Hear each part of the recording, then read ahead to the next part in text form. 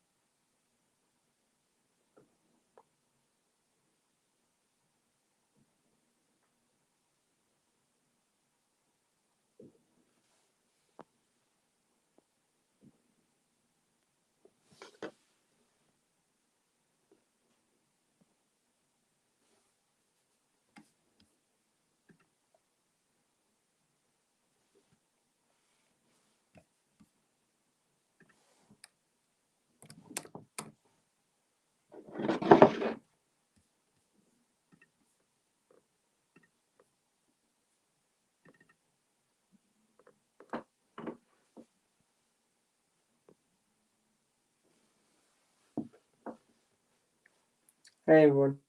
Or one person.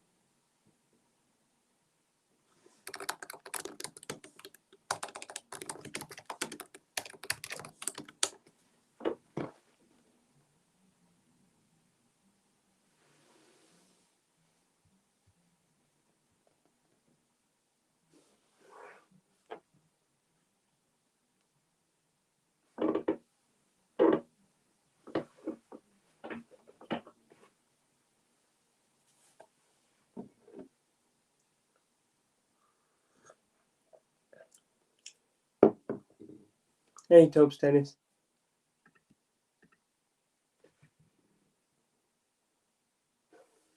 All right, just having a look that all the streams are on and open. Let me just double check.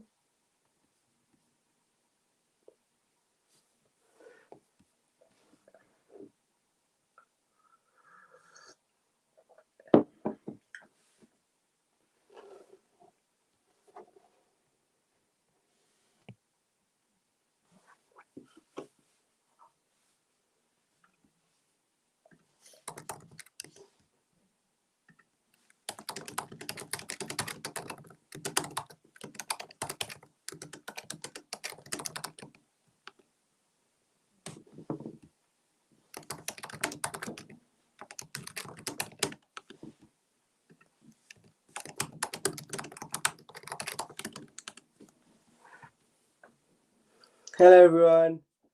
Thanks for joining us. I'll just give it another minute or two to see if there's anyone else who wants to join us. But to you guys who have come on time, hi, my name is Taf. I'm a final year medical student at UCL. There's a few other things that you might be interested to know about me, but I'll expand upon them as we come to it. If you have any questions immediately off the bat, please drop them on the chat so I can have a look on the comments part. I can have a look and I'll do my best in the next hour to get through as many questions as possible. Cool.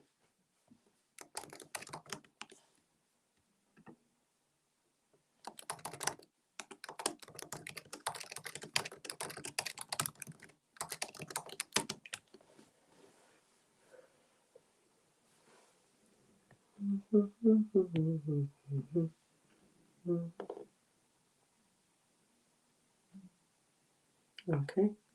So we're live on Instagram, we're live on Twitter, our YouTube channel, and what else are we live on? I think those are the other three main ones. If I've forgotten something, let me know. So at Medmentor, if you guys want to follow us on Twitter as well, and YouTube.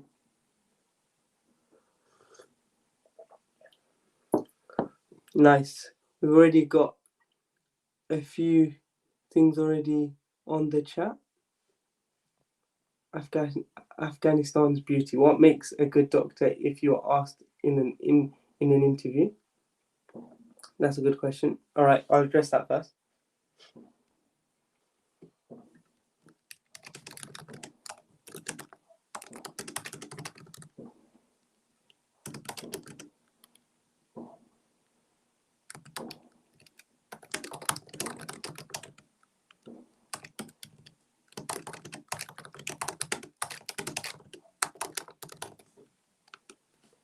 Do you look for anything specifically in a do UCL look for anything specifically in a candidate? Good question.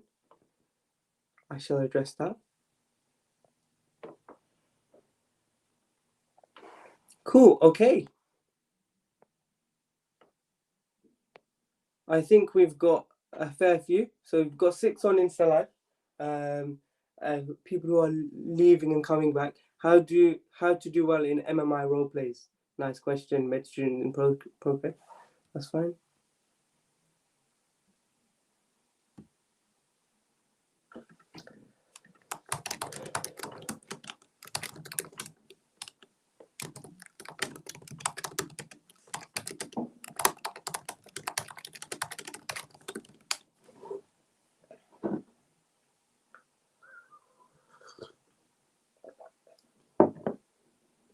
Okay. Thank you.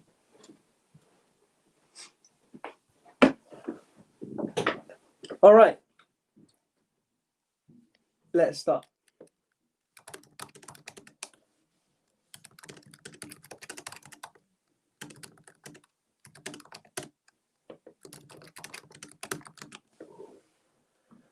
What can I do as a year 12 to maximize my chance of getting into med school? Nice. Do you watch Grey's Judging by Your Mug? Kudos. Extra points to you for that one. So that'll be a regular feature, hopefully with me in the Medmentor live sessions. All right, cool. I'm going to start now. As people join, they'll probably hear, they've already seen my intro on Medmentor live. So if at any point I cut off, at any point you guys have any problems with not being able to hear me or anything, just let me know. Just chuck a wave out there or just drop a comment. Thank you. What I'm going to do is 1 minute on kind of me. So my name is Taf. I'm a final year medical student at UCL. So I'm in my 6th year. I did a BSc in global health. I'm really passionate about getting kids into med school. And that's why I've kind of spent 6 years as part of Target Medicine, as a mentor, as well as a Target Medicine team leader, to help mentor students in year 12 to get into medical school through the application process. So I've learned quite a lot on that. I've carried out a lot of summer schools. I've created a summer school with a friend of mine under UCL to help year 12s get into med school and year 13s. So I've got loads of experience in that. And I think importantly for some of you guys right now, I think, so I've been part of UCL's interview panel for the last 2 years to get for medical students.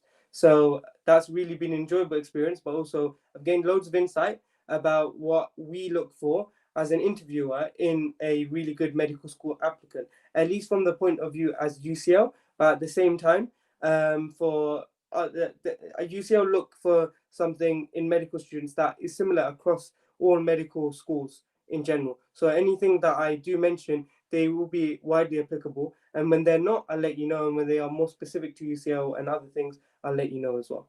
So I've seen that there's been a few questions already asked, so I'm going to start addressing them now. If you have any, so the whole point of this question and answer session is, first of all, this is going to be held weekly with hopefully me, and so this is called the Medmentor weekly clinic sessions, and they're live from 6 to 7 every Saturday. And this is just an opportunity for you guys to just ask any general questions about medicine and the application process, whether that be for me, for medical students and schools in general, or doctors or whatever the sort. I can answer them as best I can. So hopefully we'll troubleshoot some of your worries. All right, to start off with, thank you all for joining us. So we've got Jazz Jokes, Afghanistan's Beauty, Sarah Abdullah, Kirthi, Amna, Freya, loads of medical student in process joined. All right, that's nice. Future medic, cool. All right, so let me start. What makes a good doctor if you're asked in the interview, Afghanistan's Beauty? So this is a very typical type of question asked in interviews, whether it's in MMI or panel. And a lot of the time it can be rephrased such as, what are the key skills and attributes that you'd want to see in a doctor? Or did you see on work experience from a doctor? Or even what would you expect a great medical student to have in terms of skills and attributes, and how do you show them? So this general type of question is asked a lot. So very important. What makes a good doctor? So first of all, I'd say go and look up buzzwords for what attributes a good doctor needs. And when you look at them, for me, off the top of my head, when we look at medical school interviewees, we look at communication. That is really key to being a good doctor. For me personally, the other part to that is critical thinking ability. So that's being able to see two sides of an argument, to seeing people's different opinions, different perspectives. And the other thing with critical thinking, then that links to things like problem solving, and kind of trying to get through the problem. The third thing that I'd say that makes a good doctor would be, so I think by the time you're at interview, you're already intelligent. So I wouldn't really say that in an interview, because you can use other things for that. The other thing for a good doctor could be empathy. So that goes with critical thinking, that goes with communication. What makes a good doctor, if you ask an interview, empathy is very important, because you need to be able to understand the patient's perspective. And that ties in with what you just mentioned before about just mentioned before about critical thinking, because you need to be able to see, in, let's say, as a medical student in my 5th year, I was on GP placement, and so a patient that came in through the door had diabetes, and they were overweight, and they also smoked. The fact that they were overweight and smoked contributed towards their diabetes and other heart diseases. So I need to see from their point of view what motivates them to get over this problem that they have right now, of being overweight or smoking. And seeing their key motivators, using my critical thinking ability and seeing their perspective and empathizing with them, with how they're seeing this context of a disease, will help me identify their problem to tackle it, rather than me talking about all the other 5-6 different things surrounding that might not be relevant. I can go for the specific thing and then tailor a management plan based on that. And that's why critical thinking and empathy is really important. And then communication, to kind of get that point across to them, is then thirdly really important. But yeah, that's just my point of view. That's not like a stock answer or anything, but that's something that you can use for other key attributes and scenarios that you've heard that good doctors should have. So that's the way you can phrase it. Afghanistan's Beauty, I hope that's helped. Let me know on the messages if it has or not. Further questions, let me know. All right, okay. Next question, I'll go to Future Medic. Do UCL look for anything specifically in a candidate? Yes, they do. But they're not very specific about what specifically they look for. So actually, UCL Med School's basically interview mark scheme criteria is open on the website. It goes under what UCL look for in their good doctor, and there's like a quote that they use for it, or that we use for it, and that I'm supposed to be at the end of my 6 years of medical school. So have a look at that quote, digest it, and look at the key words. And then after that, they let you know what key attributes they look for in a candidate, and that's what they mark you against. So that's things like honesty, that's things like the critical thinking ability that I was talking about, the fact that you can that you have evidence of being interested in medicine, whether that be through work experience or volunteering or what you're reading or watching. The fact that if you have extracurricular activities, so that you can be more of an all-rounded person. So that's what they look for, quite like mark scheme wise, bullet point wise, in Future Medic. So have a look on the UCL Medical School website for that. And before my UCL interview, I literally went through those attributes and I was like, okay, I need to make sure I show this in all my answers. But also specifically, I think a UCL Medical School is looking for kind of an all-round doctor, or like medical student and future doctor. Sometimes people would say that's similar to loads of other medical schools, whilst others would say it's quite specific to UCL, because a UCL good doctor is someone not only that's a scientist, but also is someone who's a clinician who's able to be good with people. Good personality and people skills is really important.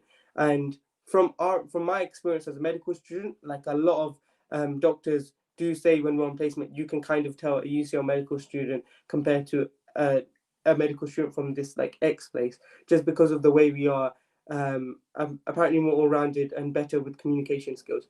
But so they really do emphasize that, and that's why even though it's very competitive to get into UCL, it's not. That's why we don't. We don't ask in interview questions about your science ability, because you guys are already good enough. We want to see your personality and what type of doctor you're going to make. And that's something that's patient-centered and someone with good communication skills. So as you can tell, I've already used loads of buzzwords. When you guys do have interviews, make sure you use those buzzwords, or even in personal statements, put them in. Loads of lists if you just go on Google and just search them up. Okay, so how to do well in MMI role plays. Okay, so make sure you're in process. I'll be honest with you, I've never done an MMI interview, although I've carried out loads of mock MMI interviews for like student societies, with like mark schemes, and helped mentees with them and had those perspectives. So that's my point of view. Take my advice with a pinch of salt. What I'd say for anyone who's worried about interview stuff is to get a book called the ISC Medical Interviews book. Because I potentially would have had 1 or 2 medical school MMI interviews when I didn't. But even though I didn't, I went through them, and those scenarios were really useful and helped me practice. And so how to do well in MMI role plays, practice, and find out what these mark schemes in the interviews are looking for in these role plays. So the role plays can be very, very different in terms of context, although I'm not sure they'd be that different. Like someone, when you like run over a cat of your neighbor, like you like that comes up again and again apparently. So like stuff like that, or like breaking bad news, I'd say practice. And when you do use those scenarios, look at the mark scheme that you're hitting the points that they're looking for. Like, for example, they're looking for you to be honest with someone when you're breaking bad news, giving them a tissue, comforting them, not like going overboard with your explanations, but just being kind of there for them, communicating well, reassuring, empathizing. So things like that are what they're looking for in a scenario like that, for example. And the only way you'll find that out is by practicing and by finding out what they're looking for through the mark schemes. 2 points. Hopefully that wasn't too long-winded. And also, I think your attitude to MMIs is really important. Like, if you go in thinking that, you're dreading it, like in all interviews, you end up kind of reflecting that sometimes with your energy and your work. I think it's really important to approach it like, hold on a second, this medical school really likes me, so that's why they've given me an interview, for me to just show them, yeah, I'm good enough to get in. So your mindset should be, I'm definitely good enough. Now I'm going to show off all my skills in this kind of MMI station interview. And that way, when you hit role play scenarios, you're confident and you've got a good kind of like energy to get that done. And you're not daunted by it. Okay, future medic. What can I do as a year 12 to maximize my chances of getting into medical school? Ooh, good. Okay, it's good that you're thinking in year 12. Everyone who wants to get into medical school should be thinking as early as they can, to be honest, or whenever is more is applicable. You need to get work experience. Like I'll be like, that's the number one thing that I'd say, and I know it's difficult during COVID pandemic time period, and maybe we can approach those questions later on. But you need to get some sort of work experience, get some volunteering done, that show that you actually care about more than yourself, because being a doctor is about being selfless, and putting your patients above a lot of things.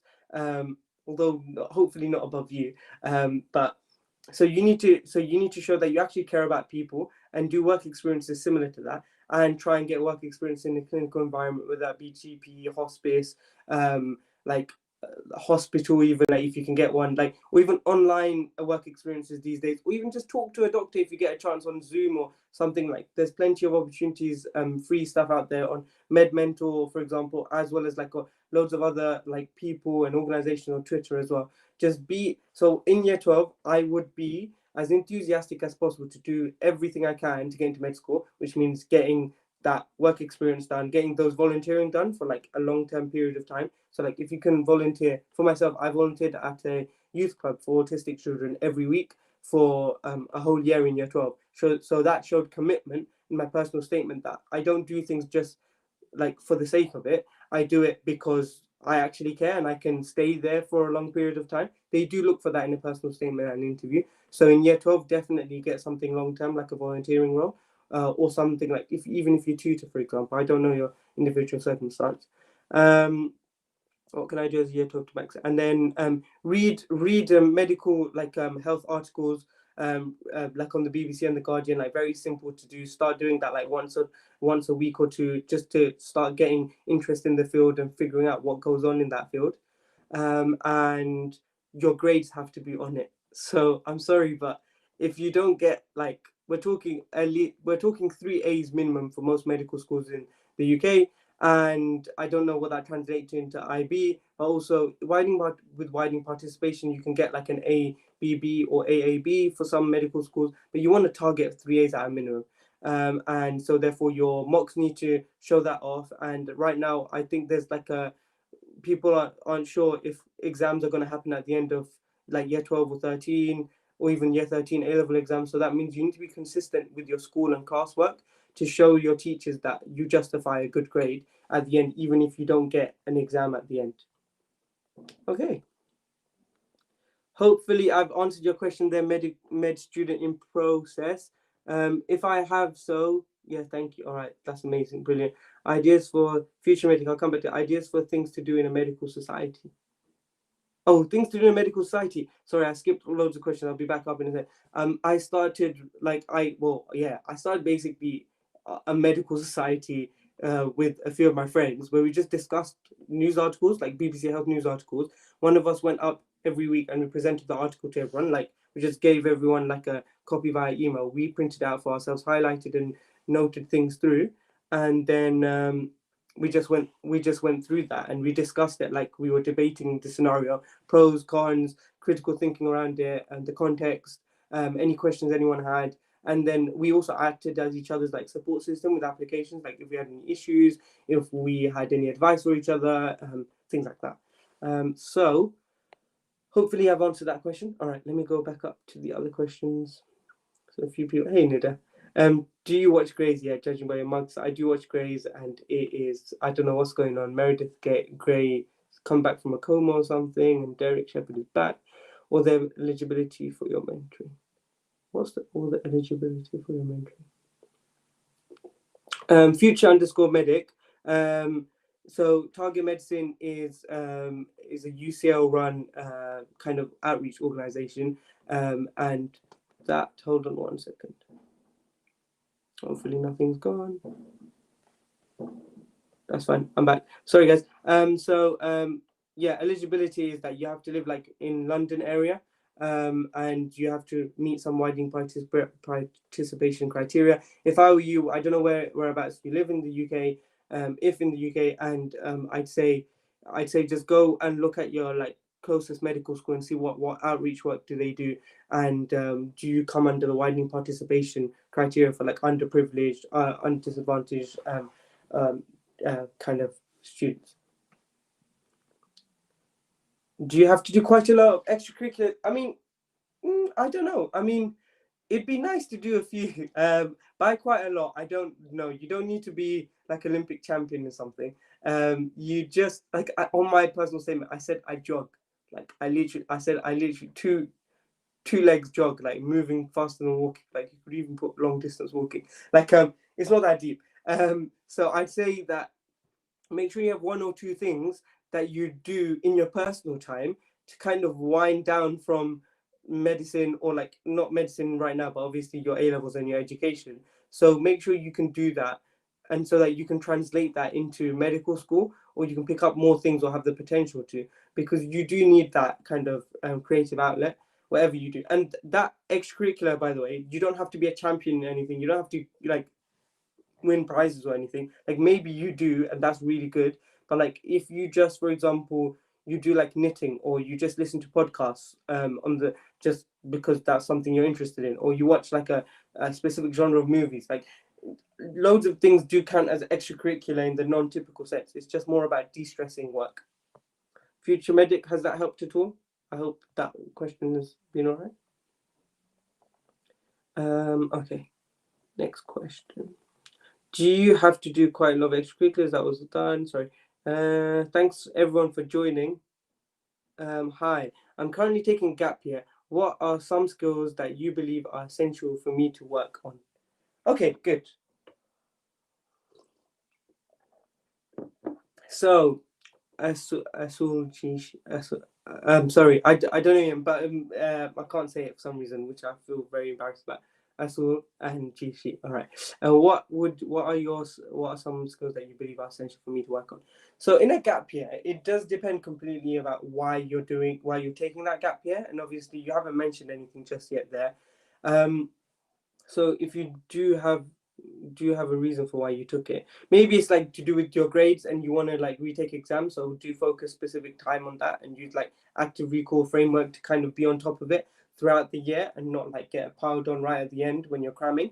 The other thing I'd say is, if you're not retaking exams, if you're doing stuff like gaining experiences for your personal statement in your interviews, well then go about and do it and really be proactive about it. If you're taking it because you've got like a offer already and stuff, like explore as much as you can. I mean, like if I took a gap year personally, I'd want to switch off for a month or two and then take like it's your only time to actually enjoy life a little bit without having like structure in uni and school and all the work with it. So take a few life experiences, maybe get a job if you want extra income as well, or like work on some skills, like if you wanted to code, for example, if you wanted to read loads of books that you haven't touched upon. Like these are ways. I don't know, personally I'm thinking more of like growth mindset, but you can't waste your gap year, and a lot of people end up being very lazy and without even subconsciously, and I don't blame them. Like obviously if you don't have structure after you've had it for like 18 years of your life, it is very different. What I'd say is trying to get yourself timetable to do activities and things that you've been wanting to do and you need to do as well.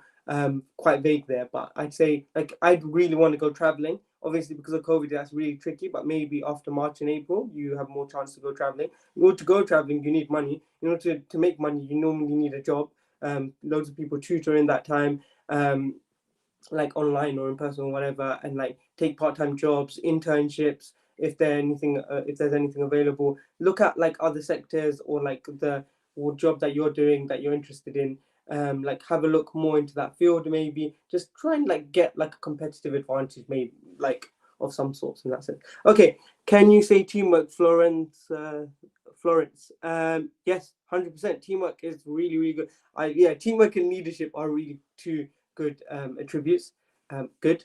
So like the stuff that I only mentioned three, there's literally like 1,000 words that you can say that are really good, that make a really good doctor. So that was just an example that you guys can apply in other scenarios.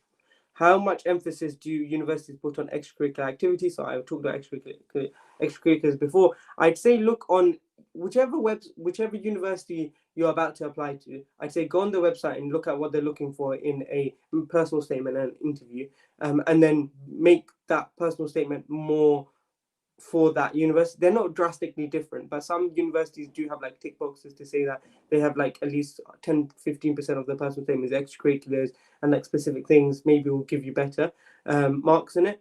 But have a look specifically for the university when you're applying to. But it's good to have as a few extracurriculars, is what I'm saying at least. Would communication come in with that too? Yes, Sapphire study. I think I mentioned that. Ideas for things to do in a medical society. I mentioned that. Cool. I got loads of people joining and leaving and joining. That's cool. Let me know what you're thinking. Sorry, Asil, but you pronounced my nickname well enough. All right, nice. All right, and thank you. All right, good. I'm glad to hear. Any further questions, please do drop them below. All right, Future Medic asked another question. Nice. So, how much do you need to know about the NHS, and where can I find out the wider reading information? By wider reading information, what do you mean? Is that specific to the NHS or something that I've mentioned before in a question? Sorry, I've answered in an answer because I've answered quite a few questions. If it's wider reading, I'd say look at the even for the NHS. I'd say if you get a hold of the ISC medical students medical school interview book. They have like a couple of page spreads on the NHS and the structure of it and a little bit of the background. Don't need to know a lot. So yeah, it's the ISC medical book. I think it normally costs £20-25 on Amazon. A few libraries stock it. Gonna ask people maybe in years above that you might know or like that have applied to med school or something if they've got it. So just have a look around. I definitely recommend it because it really helped me, and loads of people call it the Bible of interviews, just to give you a good idea of the type of interview question that come up.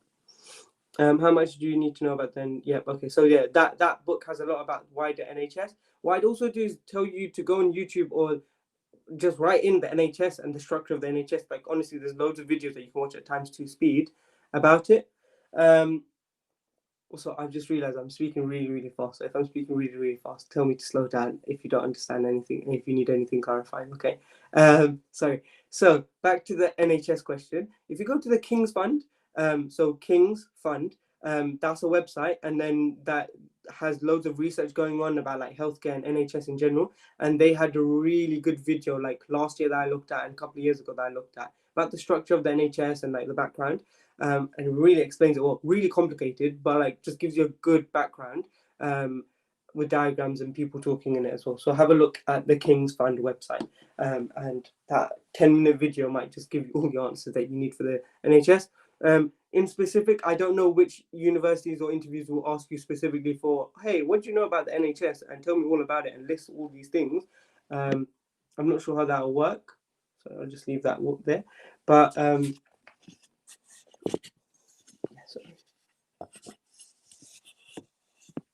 so I don't know how many universities will ask that type of question, but it's good to know the background of it and how things work. Like, for example, what's a CCG? Does anyone know what a CCG is? Anyone heard of a CCG? You can type on your comments underneath. Does anyone know what a CCG is in the NHS structure? If you don't, no worries. I'll explain in a second. All right, so I haven't got any replies just yet. So CCG, if you Google search it, no, Future Medic, well played. So Clinical Commissioning Group, I think that's what it means as well.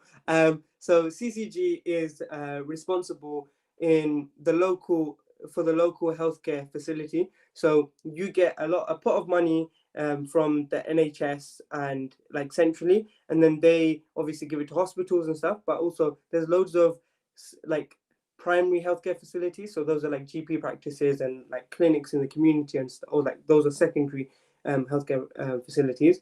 So primary and secondary healthcare facilities, they come under CCGs. These are a board of like doctors, researchers, scientists, people in the public, patients, and other types of people that are very, very relevant to kind of allocating resources out. So after that money is brought to these people, they discuss and they allocate money where it needs to go in terms of healthcare. So like that's quite important to know, because GPs and what happens in clinics in the community is quite important when you're talking about medicine in general. And one way to kind of get around like understanding this, after me telling you this or you looking at the King's Fund, is genuinely looking every week on or every other day, whenever you have the time, on BBC News Health or The Guardian Health, because they'll tell you a lot they'll mention these things quite a bit, and then you'll start finding more out about the context of it and what they actually do. So that's an example of it. Thank you for answering that question, Future Medic. You are very interactive, which is cool. What things do interviews not like? Where do interviewers not like, I presume? Is it saying long answers or talking fast? So long answers and talking fast are the two things that I've done in this session. So I think, okay, the reason why some students have been rejected on interview panels that I've been on, that we made a decision on, was because of the fact that you could tell that they've memorized answers. and that the way you can tell that is because they sound very robotic. It's not natural to them. It is like sometimes it could come across as nerves, but like if we asked a type of question that's similar to a question, basically when you memorize loads of like when you memorize a whole answer in terms of full sentences, like sometime and about a specific question, sometimes you kind of think of that question in your head as that person is asking a similar question to it. You miss the question that the interviewer has asked, and you just answer kind of off base a little bit, and you can tell that that is a like a memorized answer. A way to go around that is to not go in completely having no idea what's going on in an interview and not doing any preparation. It's just to know your points for types of questions that they could ask you. And the way you know those points is by kind of reading it in those type of books that I mentioned to you, the ISC medical interview books, or looking through stuff online. There's loads of resources about common interview questions that come up, and basically look through the points and the perspectives that people put as answers. And that's really good because that increases your answering capacity from what you already have right now before an interview. So you don't need to necessarily memorize every single point or memorize everything word for word, but have a really good idea of like 1 or 2 points that you could mention in a scenario like that. And obviously in an interview, not all the questions are going to be the same as stuff that you've read up on. So you're anyway going to have to kind of get around that. So they definitely don't like you memorizing full answers. Do not do that. Long answers, maybe in an MMI more than anything else, but long answers are fine if they've got substance to it. Like if you're going from you're linking one thing to another and you're coming to a concluding point and it makes sense and you're answering the question, they like the long answers. If they don't, they'll cut you off if they're running out of time. Talking fast is, if that's basically, don't change the way you talk completely. Like obviously make it more formal, don't use any like informal language and stuff like that. That's already fine. But obviously you're going to slow yourself down a little bit so that you can have a chance to think as well. And so yeah, so they don't necessarily not like long answers and talking fast. It's just if you're talking fast about nothing and long answers about nothing, that's not relevant to the question. You're wasting your time and their time because they only have like however many questions in this 5, 10, 20-minute period in an interview, and you're kind of wasting it answering something that's not significant. Significant or like similar to what they were thinking. All right, thank you, my name is Asil. That's fine. Hopefully I've answered that question for you. They ask for scientific questions in any interviews, and are these specific unis that do? Okay, so I think that was a seal. Yes, so what type of universities are you thinking of applying to, Asil? Oxford and Cambridge are 100% gonna ask you scientific questions. Good luck. And but like scientific and more like problem solving questions, and less to do with personality, work experiences, stuff like that. Whilst other medical schools that I know of, just having a look at the chat. So whilst other medical schools that I know of, they predominantly ask you questions to do with your work experience, your volunteering, stuff on your personal statement, how you are as a person, what your hobbies are, your insights on things, debating questions, like things like that, because that they already know by the time you're coming into an interview that you're clever enough to be a medical student. It just is more to figure out what type of medical student, and do you have the communication ability and like the thinking on your feet kind of ability to be a good medical student / doctor. So wouldn't ask you really any scientific questions, like definitely nothing molecules based or biology, chemistry, A level. They shouldn't anyway. But obviously double check your university that you're applying to and what type of questions they say. Obviously they might not have it completely out there. You don't need to know the specific question they ask, but they will say somewhere on the website, if you look hard enough, what type of question they'll ask, and they'll tell you most probably communication type questions, which is fine.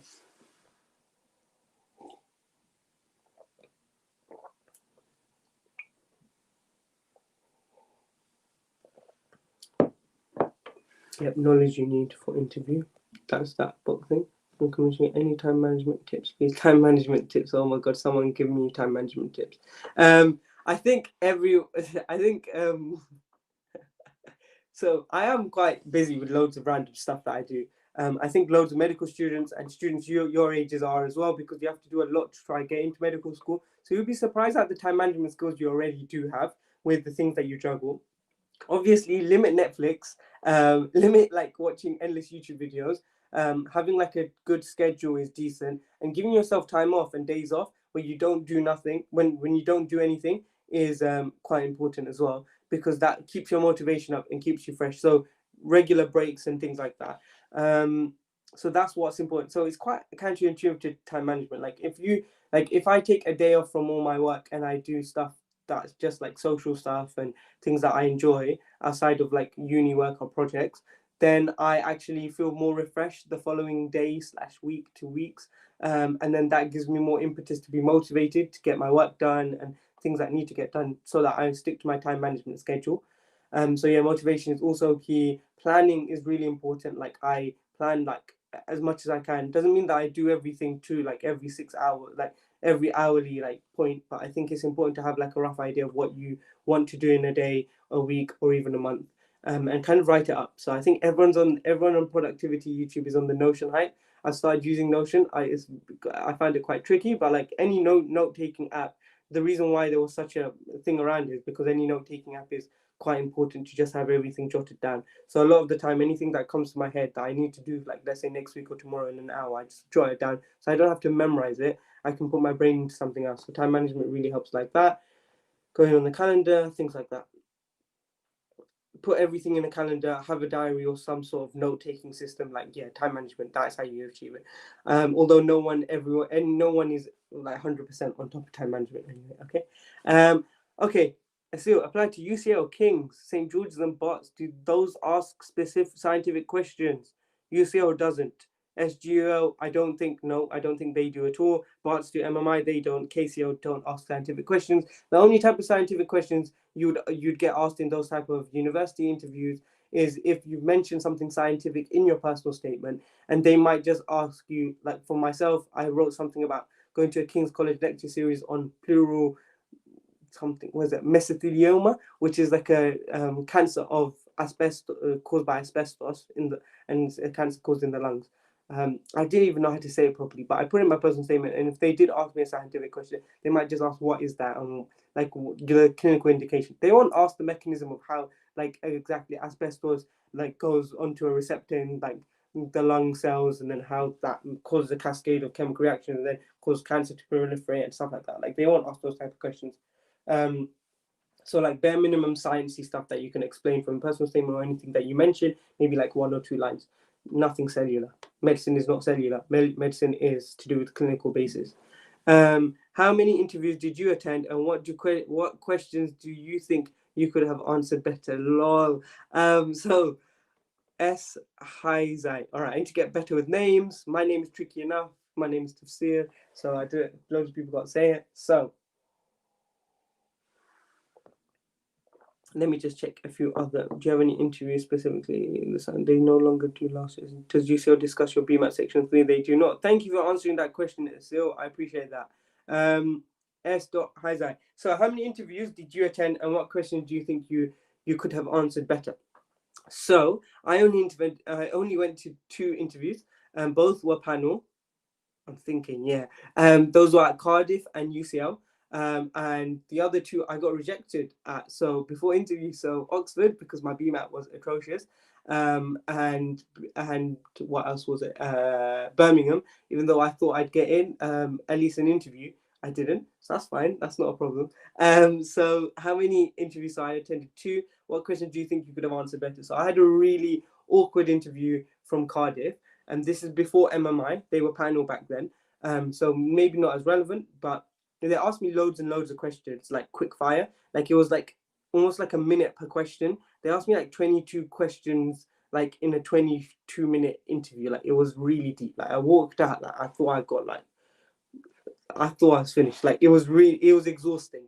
And I think I didn't prepare well enough for that, because I didn't know, like I didn't have enough points in my head for loads of the questions. The first time I came across loads of interview type questions was that interview, because I had the interview in November. I hadn't gone through that book that I mentioned, the IIC medical interview book. I only had 1 or 2. I did have 1 or 2 mock interviews, which had gone well, but nothing on that level. In terms of interview questions. So I think I should have prepared much better. Prepare for your interview like it's an exam. Like do like almost revise for it and practice well. And don't tire yourself out, because you need to have confidence and be able to not saturate yourself before it. How many interviews did you attend, and what questions do you think? So one of the questions that they asked me in the Cardiff interview, that was an absolute shambles, was, and it's a very common interview question. It's called. It was like, if you were the minister of health right now, and you had like £1 million, what would you spend it on in the NHS, or like which department in the NHS? And like I did all right in sense, like, oh, I read a BBC Health article that cardiovascular disease was going to be the biggest cause of death in like 20 to 30 years. But I also know that like Alzheimer's disease is quite big and prevalent, and also I think like obviously cancer is really important to kind of identify, because 1 in 2 people like get cancer or will have cancer by like 2050 or something, stuff like that. So I mentioned those type of things. I included stats, and then one of the doctors in the panel was like, no, I don't think that this coronary heart disease stuff that you're talking about, it causes this percentage of deaths that you mentioned, even though I remember, and I went back and I checked like the article, and that was the percentage that it did cause in terms of deaths or something in the population. So then I was like, no, I'm sorry, but I think I'm right. So I was like standing my ground, but I think I might have come across like confrontational, even like he might have been confrontational. So that was a very sticky situation. I don't know what I would have done in that situation if it came up again. So that's the type of question that I thought I would maybe do better on. Other types of questions in the UCL interview, obviously things went much better. Although I left the interview thinking, the UCL one, thinking that I should have added more substance to my questions, to my answers, sorry. And obviously I wouldn't like tell you like specific type of interview questions, but on like specific topics, like I knew my personal statement well, so that wasn't an issue when they asked me questions on that. But I think it was like, they asked like awkward type of questions, like, how do you study? Like, what's your method of study? Do you use online resources? It didn't make sense to me at the time. And so I was like, do I talk about the 3 pens that I used that are Uniball Micro in my revision notes? Do I say other things like, but yeah, like the little questions like that do kind of mess you up a little bit, because you don't realize that that's questions that you could be asked in an interview. But yeah, all right. So guys, we're also on Twitter and YouTube. I'm going to address the rest of your questions in a second. 1 second.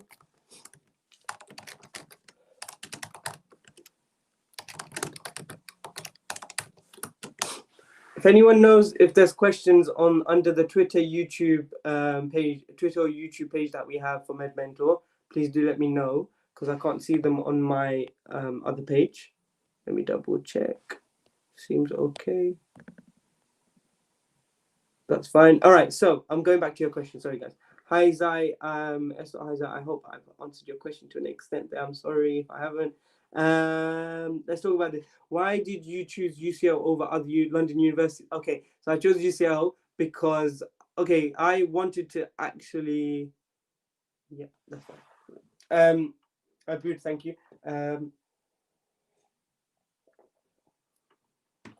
So, 1 second. That's fine. So I chose UCL over other London universities because my mum begged me to apply to a university in London, because I'm from London and I really wanted to get out of London for some reason. And so I applied to like big cities like Birmingham, Edinburgh. Well, I was going to apply to Edinburgh, Cardiff, but stuff like that, and Oxford. But I think it was that in UCL I liked the way. So that was number one, because my mum told me to apply to London. Then of the London universities, I heard that Imperial were really competitive, and like there was a bit of like, I spoke to F1s and F2s on work experience in the hospital that I was at, and the F1s were like, no, don't go Imperial, because like there was like loads of like competition when they were there. I was like, okay, fair enough. And so I didn't want to kind of be in an environment where it'd be hella competitive and like almost to the detriment of others, of which like debatably is the case in like loads of medical schools, like even at UCL and like Imperial and other universities. It just depends on the people in your year and the people around you. So like, but that put me off Imperial a little bit in hindsight. Queen Mary, like I was from East London, like I'm from East London. I was like born at Royal London Hospital and everything. So I thought I wanted to like progress a little bit and not go back there. Although Queen Mary's an amazing university and is really good. St. George's just was never on my radar because it was like on like tutoring back down there. But like I know for loads of like medical students that go there, they really enjoy it. It's really good. The other thing in London what other medical schools in London? Have I forgotten them? King's. King's was really like high up my priority because I really liked the way King's was as a campus. It was a really nice university. I think UCL was just like, for me, it just stood out in terms of when I went to the open day. Like the open day really gassed me. Like when I say gassed me, it's like it's that feeling. A lot of people say that when you go to when you choose your university, you need to go to the open days and see what your gut instinct says about the university and the feel for the campus. And UCL had like UCL open day. I didn't even go to the open day. What am I talking about? I worked on the open day. Sorry, no, like UCL. I went to like one of the target medicine like outreach day events or something. Really liked how the university looked. It was like quite like traditional, established. I really liked the way they taught. They had like in from like point of view was like they had traditional lecture based teaching, which I thought would be really good because it would give me structure. And then I did clinical years later on. Obviously, UCL reputation is amazing. It's obviously in the hub and London as well. Like in retrospect, there's so many more benefits of me going to UCL as a university and medical school than the other ones. But like I didn't kind of realize that at the time. So I was kind of lucky that I got there. And they liked looking at all-round applicants. And one of the main reasons why I applied for medicine is that I thought it was quite a holistic all-round like degree and like profession where you've got stuff like sciences, you've got stuff like now medtech and like computing stuff that you can apply. You've got entrepreneurship with like owning GP practices and like stuff like that. You've got sociology, psychology, and like patient care, history of the NHS. Like there's loads of aspects, and I thought that was all encompassing. So, and that's what UCL were looking for an applicant. And I thought that if they're looking like that for an applicant, other people I'm going to make friends with at the uni are going to be similar, and that's the type of person and doctor I want to be like. So that's why I chose it. Long-winded answer. Apologies for that. I hope that helps the future medic. The science waffler. What a joke's name. I like that name. I want to be called the medic waffler. No one take that. I might have to make that up. So does UCL discuss your BMAT section 3? You already answered that. No, it doesn't. They no longer do. Do you have any advice specifically for UCL interviews? I think I mentioned quite a few. I think this will be posted on as an IGTV live as well, hopefully. Let me just put a reminder to make sure I say that. That's fine. Guys, remind me to save this as an IGTV live and fine. Yeah, that's fine. Cool. And to tell you guys, seeing as you're here, please can you post this Insta live or like the post to do with Medmentor having our weekly clinics on your stories, or like send it to your WhatsApp group chats where you know people are applying for medical school and stuff, just so that we can help as many people as possible. So before I forget, please do that. At the end of this live stream, please share it so that everyone benefits. So do you have any advice specific for UCL interviews? I mentioned a lot. More than anything, prepare for them well, the types of questions that they'll ask, and like go through them and brainstorm the points that you could kind of answer for specific type of questions. It will just give you a better idea of like what you can talk about. I'd say get practice and know your personal statement really well. So that's specific advice for UCL interviews. And obviously they do care about your personality, I think, and like the way you come across in the interview a lot. It's very much more personable interview experience because it's not MMI. So try and make that rapport with the doctors. I think I made them laugh like once or twice. I don't know what was going on there. Don't make jokes like going out your way, but like if there's like little laughs you can get, that clearly helps. So like, yeah, hopefully they're laughing with you, not at you. That's my tip. Humor them. So how would you prepare for getting into medicine as a year 11 student? Good. So I actually started preparing to get into medical school from year 10 because I didn't know anyone in years above that go into medical school. So I thought I had to do like 100 different things. So I ended up getting loads of stuff on my personal statement for my interviews, which was really good. But in hindsight, like just do so when you can. I'd say try and start reading about medicine in general, like books and stuff that are related to it. Loads of books out there right now. There's loads of podcasts out there to do with medicine and health in general. It's like easy to access things for you at the beginning and then basically try and figure out, is medicine for you?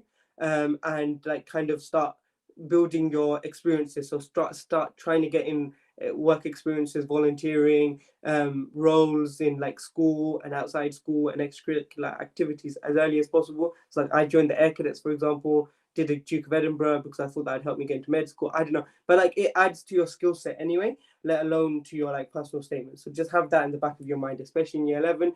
Try and get as much done as early as possible because it means you do less in year 12. So like for example, year 12 summer where it's quite heavy, you have like UCAT and you have BMAT, and you have like loads of other things. You only have a 6-week break whilst in, and at the end of year 11 you have like, I don't know, like 2-3 months is a good period of time. So I did a lot of my work experiences in the summer of year 11, and what you need to do now is start emailing people from now to get that arranged for summer.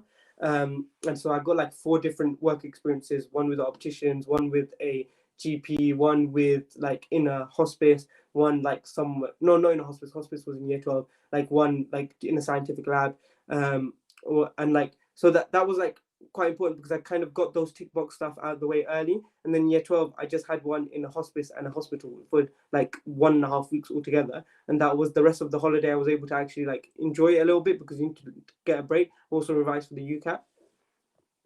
And you guys, I don't know when you guys have BMAT anymore. When are the interviews in year 13 after the BMAT?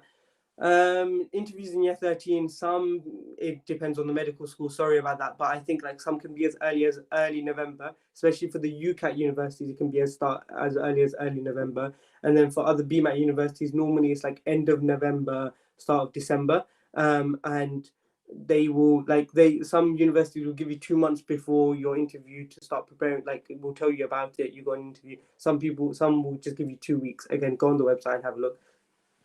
But kind of, you don't need to be interview ready by November, but just start preparing from after you do your BMAT or like in tandem if you can. Guys, I have 7 minutes. If there's any question that I haven't answered in the next 5 minutes, please do save them for our next week's session, Saturday at 6 p.m.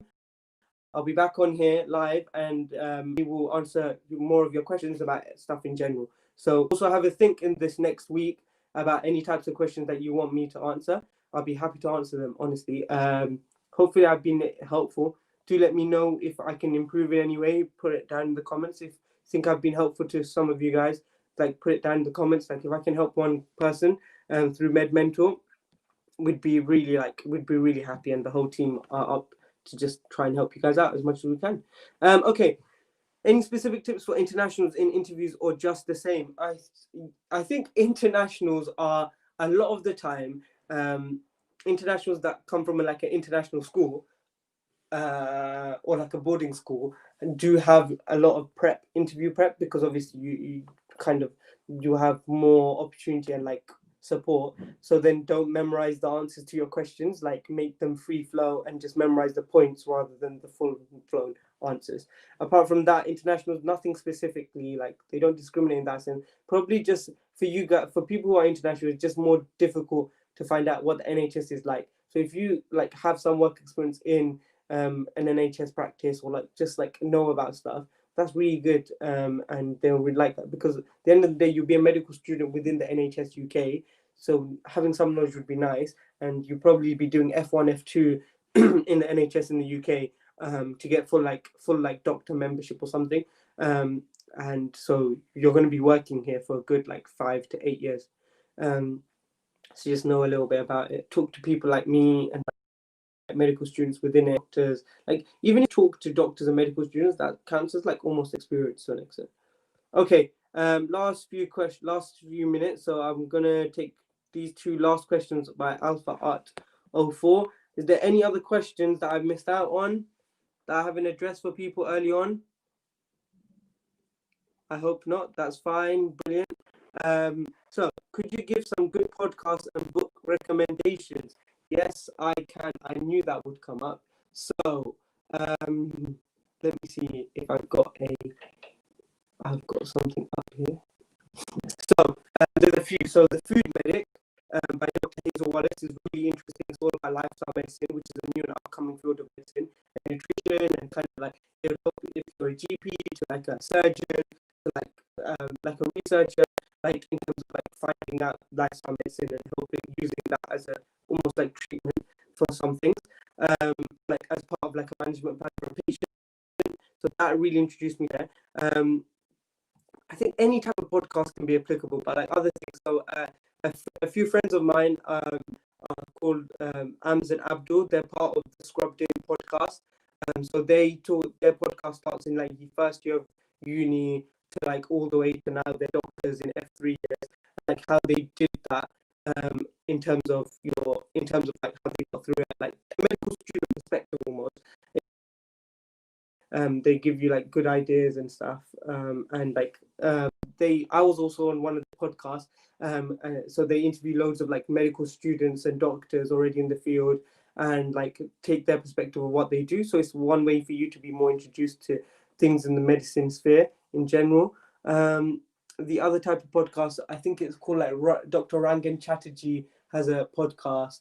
I don't know why I'm forgetting the name of what it's called. But that podcast is really good. Let me just think, is there anything else? Sorry, 1 second. If I can just open up my PowerPoint with all this stuff. Okay, yeah. Scrubbing ways to change the world is a podcast just about like stuff in general. The Geeky Medics have a really good podcast. That's really good. Feel Better, Live More is Rangan Chatterjee's one. Untold Health is another one. Everyday Emergency is about Friends of MSF, which is like an NGO. There's TED Talks daily. Like stuff in general is good as well. In terms of books, there's so many out there right now. Like anything that you're interested in, just read something that you can get through. Okay. Cool. We've got people who like Scrubbed In. They are the best science waffler. I am now. Well, that's good. Well, sorry, what was the creator's name? Dr. Rangan Chatterjee. I don't know how to spell it. Just call it Live Better, the Feel Better, Live More podcast. I sent a question on the cue cards. If you have time, please. I have sent Abilal the cue cards. Oh,